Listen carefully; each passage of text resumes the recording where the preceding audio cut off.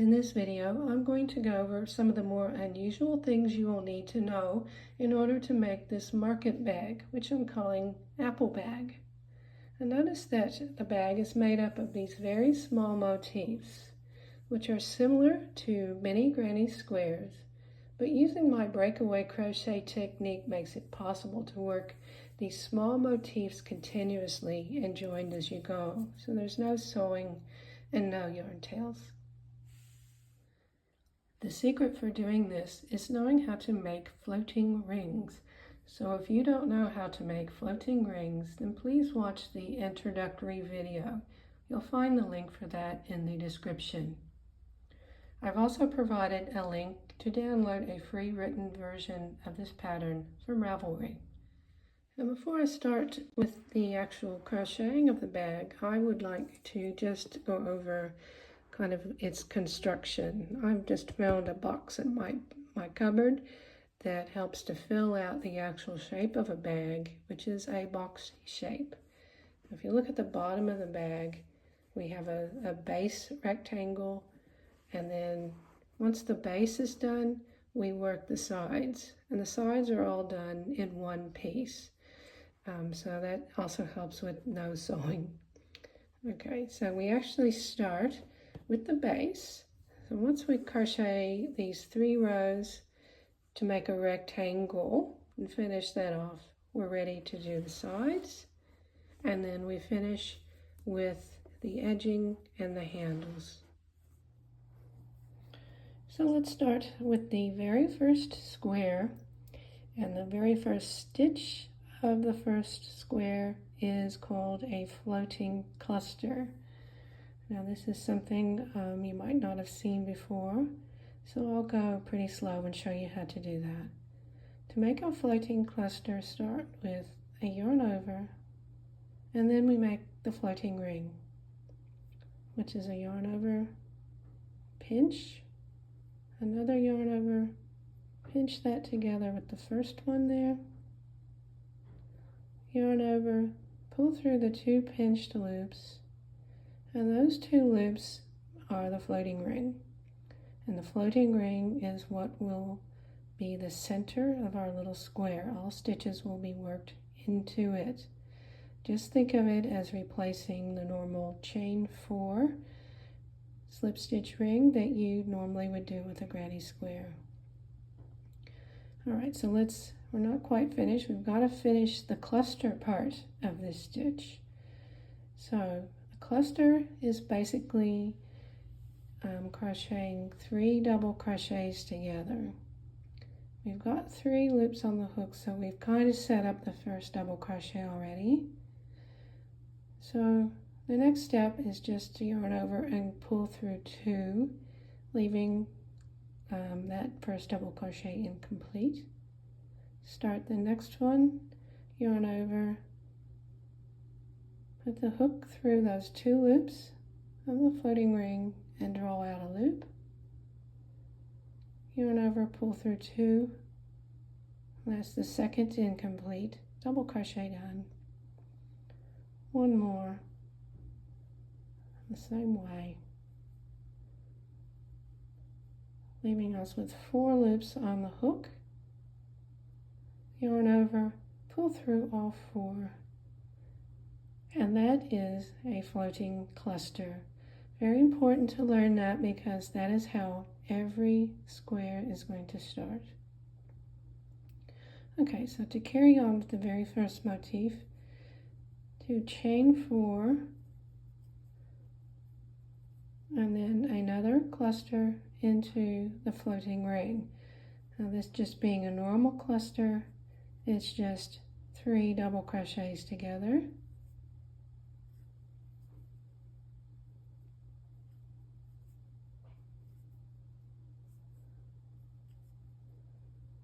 And that has got us to the halfway point of this little granny square, and that's as far as we're going for this foundation row.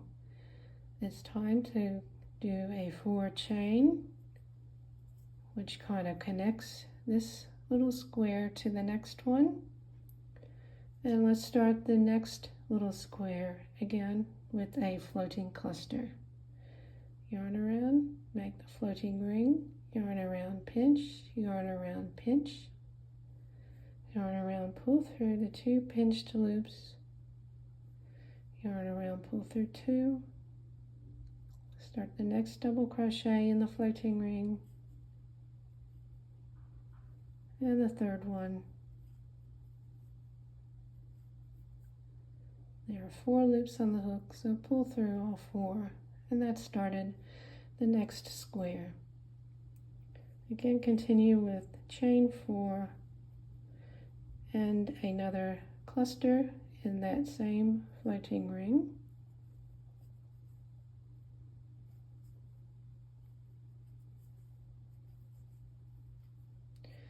And that sets us up. We just continue making these little half granny squares until we have 8 in this row. So that's what our very first foundation row should look like. I've got 8 little squares that are only halfway done, and of course I've ended with the chain 4. So now it's time to do the first return row where we finish off these ones we started, and to do that, just continue on the current square by putting in, you guessed it, another cluster, chain 4, and another cluster, and just remember all little squares will have 4 clusters, so it looks like a little granny square. Once the 4th one is done, chain 2 and make sure things don't get twisted.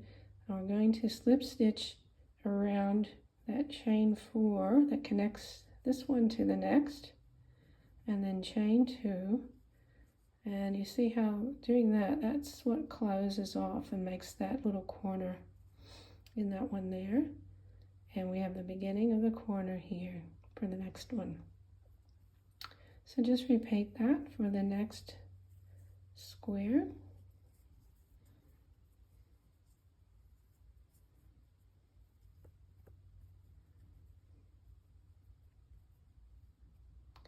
And so on. Just work your way all the way back to the beginning. So that's what it should look like so far after the first foundation row and the first return row. Again, we've ended with the chain 4. So now let's slot in the next row of motifs. And we start with the second foundation row. And from now on, whenever you start the very first little motif of a row, we're only going to do a floating cluster just by itself.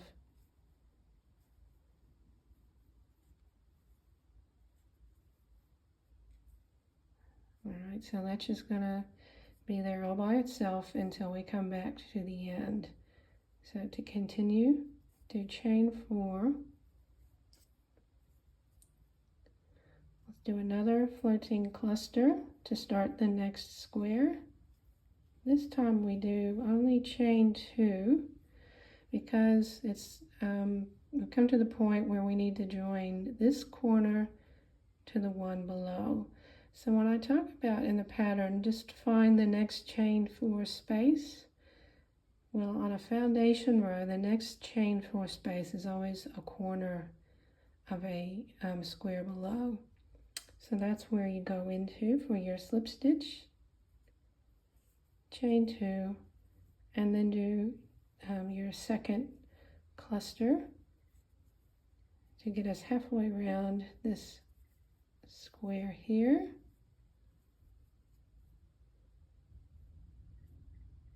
And chain 4, I think I did 4 there, and start the next one just like we did for this. So that's all you do until you get again to the end. Now to do the the second return row. It again starts with a cluster, just like we did on the first one. Chain 4, cluster, but this time we have a big space here, chain 4 space. So do a chain 2 and then slip stitch into that space. And when you do that, that's what kind of makes that empty square. And this chain 2 makes the first corner of the next square. So begin that again with a cluster, just like you did on the other return row. Again, the only difference is you're going into a space instead of a round. There were just chain 4s there in the beginning. All right, so that's it. Just work your way to the beginning. And now that we've finished the second return row, just repeat the second foundation row again and the second return row here to give us one more row of little motifs. So we're almost finished with the base rectangle, and just to review, we've done our first foundation row and our first return row, our second foundation row, second return row, and another second foundation row and another return row here. Before we go on though, we need to finish these motifs here on the edge. So that's pretty much doing a return row over these. The first few and the first couple are exactly the same, just starting with the cluster, chain 4, another cluster, chain 2 into the next chain 4 space, chain 2, and the same for the next one. Chain 2, slip stitch in between, chain 2, and now that we're at the last one on the edge, we're going to do something slightly different here just to finish off. Let's do that fourth cluster, but instead of chain 4, we're going to do a chain 2 and then a double crochet into the top of the next cluster. So that's a different way of closing off that first little square and then chain 2. So that's going to help us make the transition between the base and the sides. And something else very important, make sure you mark in the top of that double crochet with a stitch marker, because that's going to help you navigate where to put the very last stitch of the project at the very end. So that will be very helpful to help you keep track. So now it's time to switch gears. We're moving from the base to making the sides now. And that just really means we just keep working squares around the rectangle for the foundation rows, and then return rows come all the way back around here. So the same method applies. You're going to be working the squares just like you did here. It's just that you will be connecting them in each space as you go around, which then eventually brings them up into that boxy shape. So I'll just start off just to make sure. Again, that very first square starts with the floating cluster, and because it's the very first square of the round, we leave it there. That floating cluster stays afloat. Okay, so let's move to the next one. Again, started with the floating ring, chain 2, find the next space, slip stitch into it and back and doing the cluster. And we've got just one more on that short edge.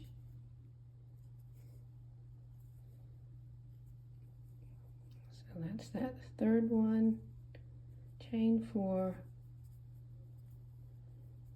And now just remember, as we do this next one, we're turning the corner and just working the next slip stitch into the very next space we come across. So just wanted to make sure that was clear, because it is slightly different than making just our flat rectangle like we did before. So there we go, I'm ready to do it. I've already gone into that one. That's the next space there. So that's where the slip stitch goes. All right, so that's what we do all the way around. There should be 22 in total once you get back to the end or beginning here. All right, and then we'll be ready to do our return row. So I've gone all the way around with this beginning foundation row. I'm at the end. I've done the chain 4, and something very important I'd like you to do here is to mark this chain 4 space at the in the very last motif. That's very important. That's not only going to help you count your rows, because you'll have one for each row, but it's also going to help you navigate things a little bit later on. So leave those in until the very end. So I'm just starting the return row, just as usual. You should know about this by now. This is going to be exactly like you've done before. So again, just build the sides up until you get the height that you want. My suggestion is 8 rows. For this sample, I've only decided to do 4 rows because that's enough to explain what happens next. So to get you oriented here, I've got 4 unfinished motifs at the beginning of the row, and remember at the end of the row how we marked those chain 4 spaces here. So I've used all the same color, which also helps me count the rows quite easily. And of course this pink one was where we marked that double crochet between the base and the sides. So now the mission is to connect what will be a corner of the bag. So as we finish each motif along this edge, we will just be joining into its corresponding motif on the other. So the top one goes into the top, the second one into the second one down, and so on. If you just turn the work, pivot it around, going around the corner, putting another cluster into that first chain 2, and this is kind of the trickiest part in that we're lining this one up with this one here at the top. So that first slip stitch goes into that marked space, and then we come back just like we did before and finish off the rest of that little square.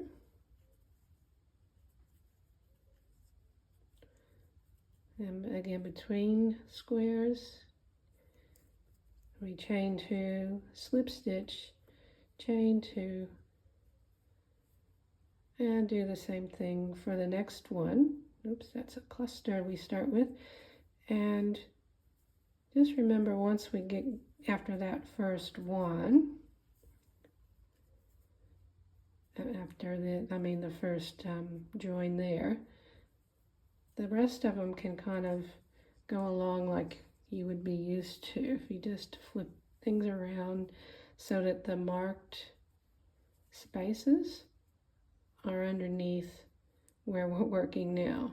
It's kind of hard to get that organized, but that just that helps you do our usual breakaway slip stitch.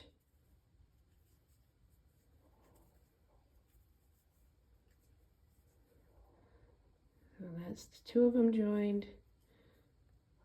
Let's go in between and carry on to the next one. That first cluster, chain 2, just reach for the next marked space that doesn't have a join in it, join up in there, then carry on. And as you get to that last one, it gets a little bit tight because everything's sort of closed up. It's not too bad though. The last cluster, and again this very last little motif ends slightly differently. Once we've done the 4th cluster, chain 2 and find where we've marked that double crochet, and that's where we put our very last stitch, which is a slip stitch. That's hard to go around that marker. Here we go.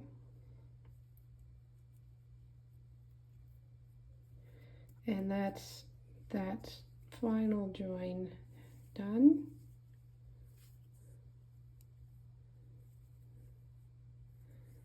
And that's how it should look. We've got our main part of the bag. And now it's time to do the handles. So now to help mark us the position of the handles, I've left these markers in on purpose because they're going to help us count which squares to put markers in to indicate handles. And then the marked one is the first one along here. Now we're going to count in 1, 2, 3 and put a stitch marker into that top space of that one. And now skip 1, 2, 3, 4 and put it in the 5th one for the 2nd handle. And to do the other side, we're going to skip 1, 2, 3, 4, 5 and go into the 6th square.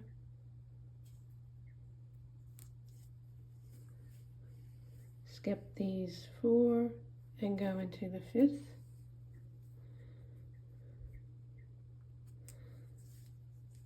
And that will help us keep track of the positions of the handles. Now when starting the edging, it's important that you start at this right hand marker, and that's where you rejoin the yarn. And the first row of the edging is 4 chains and then a slip stitch into the next chain 4 space all the way around. And from here on it's pretty much easy to follow from the written pattern. Oops. You just do a round of chain stitches and then a round of single crochet. And then once you get back to here, you do some chains for the handle, single crochet, chains for the back handle, single crochet back around. And then you just work stitches over all those either chains or single crochets. So again, that's in the pattern, so I don't really need to go over that. So going back to the original one I've made, I've just done 1 round of single crochets to do the handles. But if you want a thicker handle, just do more rounds, and that of course makes the edging taller as well. So that's up to you. So thanks for watching. Please look at my Facebook group if you need more help. That's also in the description, my Breakaway Crochet Method support and chat group. Please share any finished objects. I'd love to see them. Thanks for watching, and I hope to see you again soon.